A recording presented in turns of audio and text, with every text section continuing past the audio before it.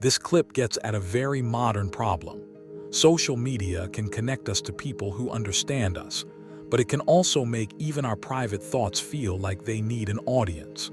Really well, and maybe I'm doing that to hide something. Or why am I doing that, right? If I want to appear externally differently than how I am, there's a good place for curiosity about the falseness of that. What am I trying to protect against? Why is it that I want people to see me in a certain way that might be different from how my life actually is? If it has, not just all wins in it, right? But stressors too that might not be as glamorous. So that's one way we can use those resources.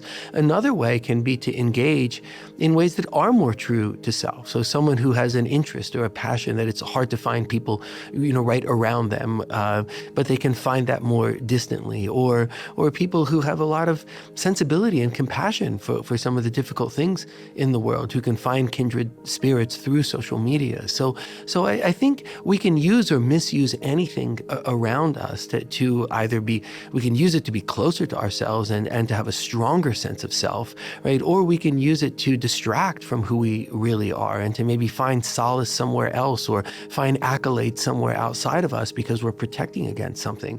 So I think the important point is always to be honest with ourselves. And if we bring compassionate curiosity, then we're not mad at ourselves, in that we're not coming at ourselves of, well, what's wrong with me? Or why can't I do this thing better or that thing better? Or why don't people like me more? Whatever it may be, right? There are ways that we can guide ourselves away from honesty and truth. And if we look at ourselves, we don't have to be afraid of what we find. Maybe if we're worried people aren't liking us, we're spending time with not a healthy group of people, right? Or maybe there's something in myself I need to change if I'm feeling that. So the key is just bringing honesty and curiosity and not being so afraid or so negative towards ourselves that we're going to hide from what it is that we can find to knit us together.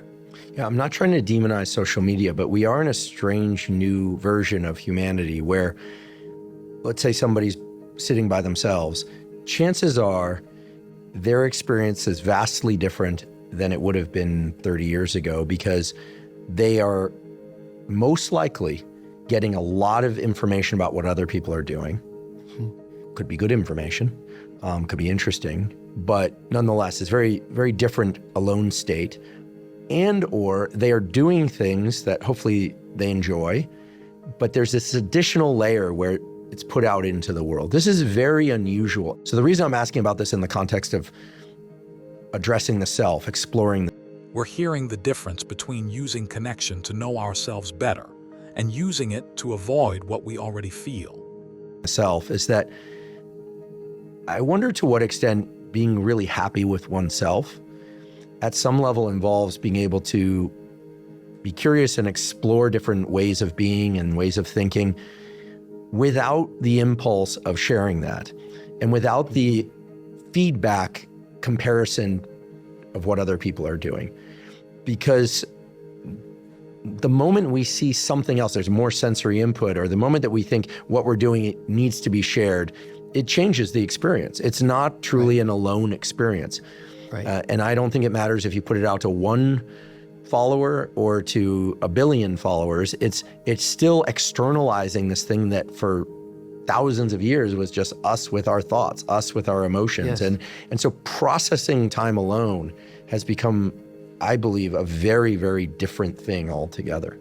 Yeah, I think that's true. I think there's a sweet spot of connectedness to others, right? And we know that it's not good to have too little, right? That isolation isn't good for us. But where the modern world has gone is it offers us too much the opposite, right? Where there's not enough aloneness, where if we're over-connected, then in order to decide what it is we even like or prefer, how we feel about things, we're looking for external cues, right? So that sweet spot of having some external check-ins. How does the world around me feel? How do people I like and trust feel? How do people who seem like me feel? How do people who seem different from me feel? It's good to have those tests outside, but to have enough aloneness that I am still thinking about myself and the questions, right, of life, the questions of my own life, I'm thinking about on my own before I'm pinging outside of me for information or validation or even guidance.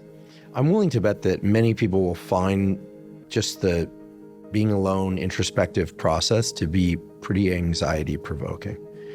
In fact, there's been a little bit of a semi-comedic exchange online recently because actually our mutual friend David Senra, and David Senra has a podcast with this very podcast production company.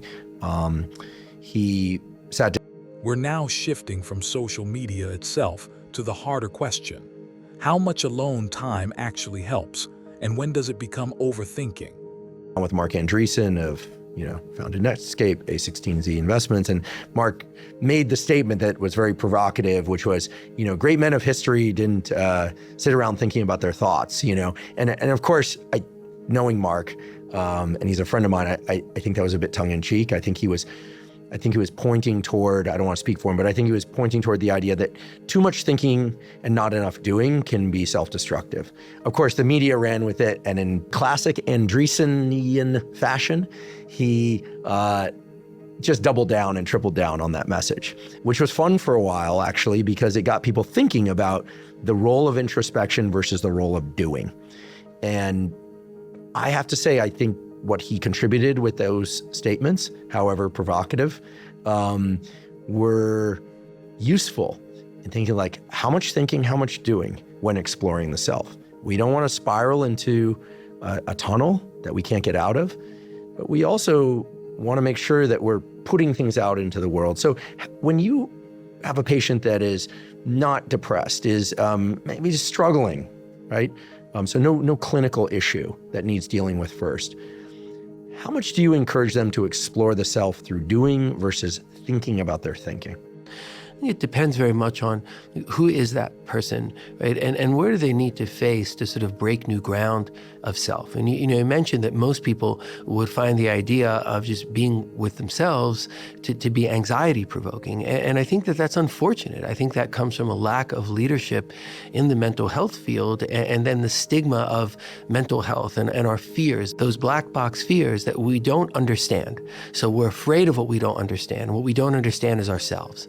Mm-hmm. So then the idea of being with ourselves becomes very anxiety provoking. And I think that's not good. I think there are ways that we can go about being with ourselves that we don't have to be afraid of, and say, if I do that, right, it's interesting what I'm going to find, right? And the reflection and the thoughts and the ideas, the learning that comes from it is going to guide me towards the best balance for me, right? So there are some people who are very assertive, right? And they want to have high levels of doing in the world, but they still need some reflection, right? There are other people who are going to be very reflective and they're going to be doing less. We need to understand what profile works for one person. It's not one exact place, but we kind of have a profile of reflection and of doing. And if we are well balanced, where we're asserting ourselves in the world at levels that work for us, and we're finding pleasure and gratification in ways that are healthy, now we're finding balance. If there's too much doing and not enough reflection, not a lot of good will come from that, right? We'll find that there's diminishing returns. We feel unsatisfied, right? Because we're doing. Do you think constant feedback from other people makes us less honest with ourselves, or can it actually sharpen self-awareness? Leave your take in the comments and like and subscribe for more clips like this.